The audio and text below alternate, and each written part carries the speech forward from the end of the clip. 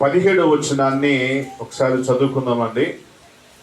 యోహాను సువార్త 15వ అధ్యాయము.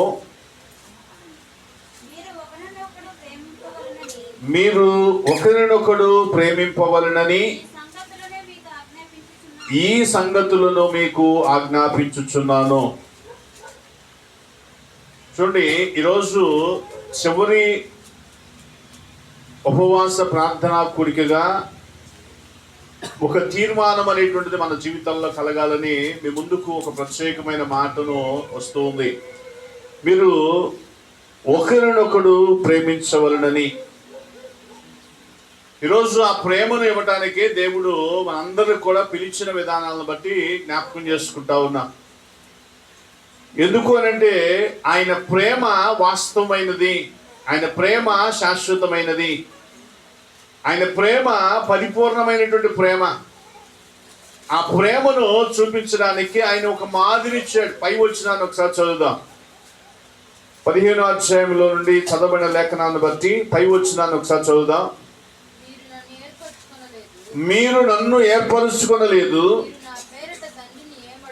మీరు నా పేరిట తండ్రిని ఏమి అడుగుదురో అది ఆయన మీకు అనుగ్రహించినట్లు మీరు వెళ్ళి ఫలించుటకును మీ ఫలము నిలిచి ఉండుటకును నేను మిమ్మును ఏర్పరచుకొని నియమించితిని.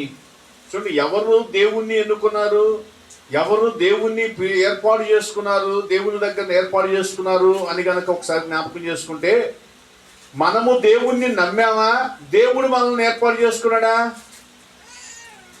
ఏమండి, అయ్యా నేను దేవుణ్ణి నమ్మాను కాబట్టి నా జీవితంలో మేలు చేశాడంటారా?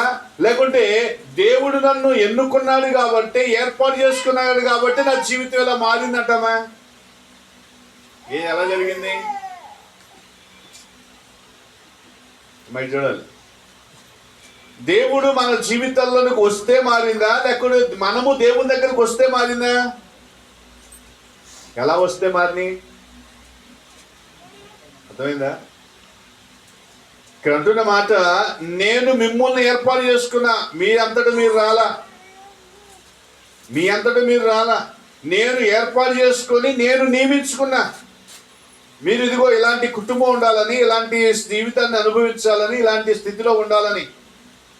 ఈరోజు దేవుని మాటలు వింటున్నటువంటి మనలో మనం అనే మాట ఏంటంటే, ఎదుటివాని విషయాల్లో ప్రేమ చూపయ్యానంటే, ఎదుటివాని విషయాల్లో జాలి చూపయ్యానంటే, ఎదుటివాని విషయాల్లో కనికరం చూపంటే, లేక ఎదుటివాని విషయాల్లో సమాధాన పడు అనంటే మనం చెప్పే మాట ఏంటయ్యానంటే, మనలో ఎన్నో వ్యత్యాసాలను మనం చూపేవారుగా ఉంటాం. ఎన్నో విధమైనటువంటి ఆలోచనలను మనము గమనించేటువంటి వారుగా ఉంటాం. ఎందుకంటే మనము లోకములో నుండి దేవుడు ఎన్నుకున్నాడు, మనము బంధకాల్లో నుండి దేవుడు మనల్ని ఎన్నుకున్నాడు, మన స్థితిగతుల్లో నుండి దేవుడు ఎన్నుకున్నాడు. కానీ ఆ విషయాన్ని ఒకసారి చూడగలిగితే, అదే యోహాను సువార్త 15వ అధ్యాయము 19వ వచనాన్ని ఒకసారి చూడగలిగితే,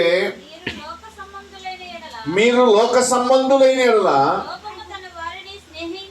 లోకము తన వారిని స్నేహించును, అయితే మీరు లోక సంబంధులు కారు, నేను మిమ్మల్ని లోకములో నుండి ఏర్పరుచుకొంటిని, అందుచేతనే లోకము మిమ్ములను ద్వేషించుచున్నది. కాబట్టి ఇప్పుడు మనం ద్వేషించబడుతున్నావా, లేకపోతే ప్రేమించబడుతున్నావా? అందరూ నన్నే తిడుతున్నారు, అందరూ నన్నే అంటున్నారు, అందరూ నాతోనే గొడవకు వస్తున్నారు, అందరూ నన్ను చూసి అలుగుతున్నారు, అందరూ నన్ను చూసి ఇచ్చేస్తున్నారు అనేటువంటి ఒక ఆలోచనలో మనం ఉన్నప్పుడు, మన స్థితిగతుల్లో నుండి, మన ఉద్దేశాల్లో నుండి మనం